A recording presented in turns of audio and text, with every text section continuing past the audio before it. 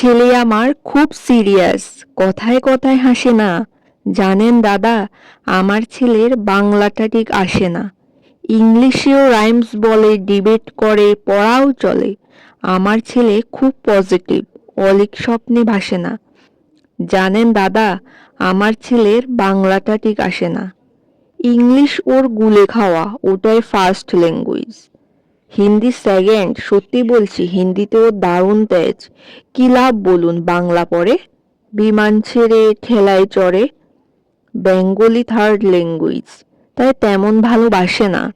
জানেন দাদা, আমার ছেলের বাংলাটা ঠিক আসে না। বাংলা আবার ভাষা নাকি? নেই কোনো চার্ম বেঙ্গলিতে? সহজ সরল এই কথাটা, লজ্জা কিসের মেনে নিতে? English very fantastic, Hindi sweet scientific, Bengali is glamourless, or place এদের পাশে না। জানেন দাদা, আমার ছেলের বাংলাটা ঠিক আসে না। বাংলা যেন কেমন কেমন, খুবই দুর্বল, প্যান প্যানে। শুনলে বেশি গা জ্বলে যায়, একঘেয়ে আর ঘ্যান ঘ্যানে। কিসের গরব, কিসের আশা, আর চলে না বাংলা ভাষা। কবে যেন এই বেঙ্গলি ডে, এই ফেব্রুয়ারি মাসে না?